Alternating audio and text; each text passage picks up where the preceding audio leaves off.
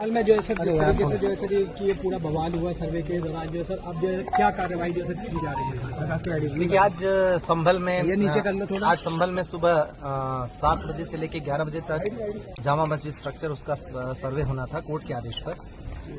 Court ने आदेश पर जो सर्वे यहाँ आई भी थी एडवोकेट कमिश्नर के साथ, और उनके साथ पर्याप्त सुरक्षा बल भी था।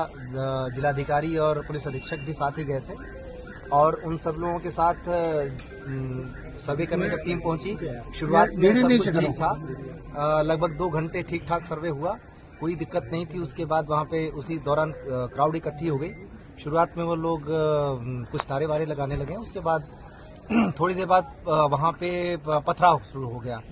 पुलिस ने उन लोगों को दूर किया, हालांकि वो मस्जिद परिसर तक नहीं जाने पाए थे। पुलिस ने उनको दूर किया, और उसके बाद जब सर्वे कंप्लीट हुआ 11 बजे के थोड़ा सा बाद, जब टीम निकली सर्वे करने के बाद, तो उसके बाद उन्होंने खूब पथराव करना शुरू कर दिया।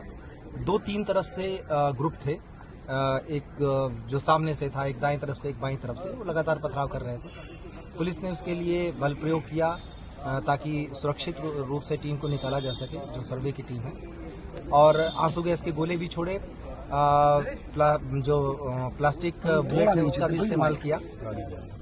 इस बीच में उन लोगों ने दूसरी जगह पे उनका जो ग्रुप था उसने गाड़ियां चलाना शुरू कर दिया। 3-4 गाड़ियां भी वहां पे जलाई गई, कुछ एक बाइकें भी जलाई गई हैं। उन लोगों को हटाने के लिए भी पुलिस ने फोर्स का इस्तेमाल किया। इस बीच में 2 ग्रुप आमने सामने थे, तो 3 ग्रुप बल्कि वहां पे थे 3 तरफ से।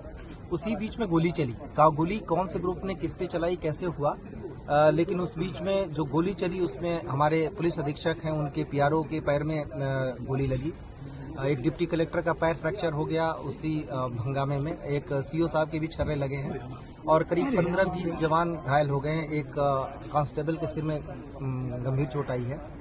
और इस गोलीबारी में जहां तक अभी तक कंफर्म हुआ, उसके हिसाब से 3 लोगों की मृत्यु भी हुई है।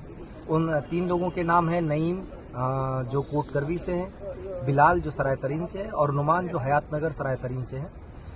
इन तीनों लोगों के अब पोस्टमार्टम की हम तैयारी कर रहे हैं, और जो स्थिति है अभी वो फिलहाल कंट्रोल में है। बीच में जो वो ग्रुप था, वो कुछ लोग घूम के चले गए दूसरी तरफ, नखासा की तरफ, और वहां पर मैं और डीआईजी साहब मौजूद थे। वहां पे भी पथराव किया गया। हम लोगों ने उस भीड़ को खदेड़ा। बाद में एसपी और डीएम साहब भी आ गए थे। उस पथराव घटना में हमारी कोशिश रही कि उनमें से कुछ को पकड़ा जाए, और पकड़ा भी गया। उनमें 2 महिलाएं भी पकड़ी गई जो छत पर से पथराव कर रही थी, और काफी कुछ 5-6 लड़के भी पकड़े गए। अभी तक कुल मिला के जो अभी तक संख्या 15 लोगों के करीब डिटेन किया गया है। उन लोगों से पूछताछ चल रही है। ये निश्चित रूप से एक उकसावे के अंदर की कार्रवाई है, जिसमें जाने भी गई हैं।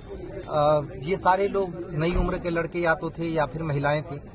ये सारे लोग किसी न किसी उकसावे में आकर कर रहे थे, क्योंकि जो सर्वे का काम है वो कोर्ट के आदेश से पहली बात तो हो रहा है। दूसरी बात यह है कि सर्वे का काम पीसफुली चल रहा था, अभी तक कोई भी दिक्कत नहीं आई थी।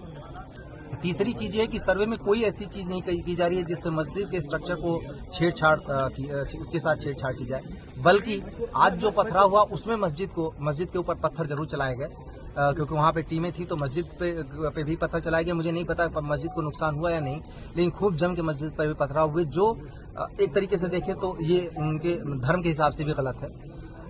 सभी को समझाने का प्रयास किया जा रहा है। सभी जनप्रतिनिधियों से भी हम लोग बातचीत में हैं, और बाकी लोगों से भी बातचीत कर रहे हैं। अभी तक स्थिति नियंत्रण में है, पूरी तरह शांत है, और आगे स्थिति नियंत्रण में ही रहे, कोई दिक्कत न हो, इसके लिए अभी हम सभी ने रणनीति बनाई है। फोर्स पूरी तरह बाहर से भी बुला ली गई है, सभी जगह फोर्स मौजूद है, और हम किसी भी तरीके की घटना इस तरीके की अगर कोई करता है या उकसावे की जो कार्रवाई कर रहा है उसकी भी पहचान कर रहे हैं, और उसको भी हम जल्दी ही कानून के दायरे में। सर, जामा मस्जिद के अलावा सर दूसरे इलाकों में भी जो सर पथराव हुआ है? हाँ, मैंने अभी आपको बताया कि जो एक एरिया था नखासा, जहाँ पे मैं और डीआईजी साहब दोनों मौजूद थे, वहाँ पे भी हुआ, वहाँ पे खदेड़ दिया गया। वहाँ पे ऐसी कोई चीज तो नहीं आई कि कोई इंजरी ऐसी चीज हुई हमारे जवानों को ही जो पत्थर से लगा, लेकिन हमने कुछ लोगों को अरेस्ट किया। उसमें 2 महिलाएं भी थी जो छत पर से पत्थर चला रही थी, उनको भी अरेस्ट किया है, और हम उस पर आगे की कार्रवाई कर रहे हैं। जो इसमें जितने भी चीजें हैं सबकी एनालिसिस हो रही है, उस पर हम आगे की कार्रवाई करेंगे। लोगों से अपील लगातार की जा रही है, पुलिस अधीक्षक ने भी अपील की, जिलाधिकारी ने भी अपील की, हम दोनों मेरे और डीआईजी साहब के द्वारा भी लगातार अपील की गई है कि किसी के बहकावे में आके इस तरीके की हरकतें न करें। इससे जीवन को खतरा तो है ही है, शहर के अमन को भी खतरा है, और सबसे बड़ी बात है कि इसमें से कई लोगों का भविष्य बर्बाद हो जाएगा। तो बेहतर हो कि कोर्ट की कार्रवाई कोर्ट के जरिए ही रहे। कोर्ट में अपनी बात सबको रखने का अधिकार है और मौका भी है, और कोर्ट में अपनी बात रखें, इस तरीके की हरकतों से दूर रहें। सर, जिन 3 लोगों की मौत हुई है उनमें से जो नईम का परिवार है वो ये आरोप लगा रहा है कि पुलिस की गोली लगने से उनके लड़के की मौत हुई है। देखिए, इसमें पहली बात तो ये कि वो इस बात को जितने सारे लोग हैं वो सबकी पुलिस के पास भी वीडियोग्राफी मौजूद है। सर, जितने सारे लोग वहाँ आए हैं उसमें पथराव करने आए थे। इसके बाद पहली बात जो ये अगर इस बात को अगर मानते हैं कि उनका बेटा पथराव करने गया था या कोई भी व्यक्ति वहाँ पथराव करने गया था, उसमें क्या अनटूवर्ड्स इंसिडेंट होते हैं, ये पहली बात को जिम्मेदारी उनको लेनी चाहिए। क्या वजह थी जिसके लिए पथराव करने की आवश्यकता थी, कौन सी आपदा आन पड़ी थी, किसको किसने क्या किया या पुलिस प्रशासन ने क्या किया, पहले तो उनको ये देखने की जरूरत है।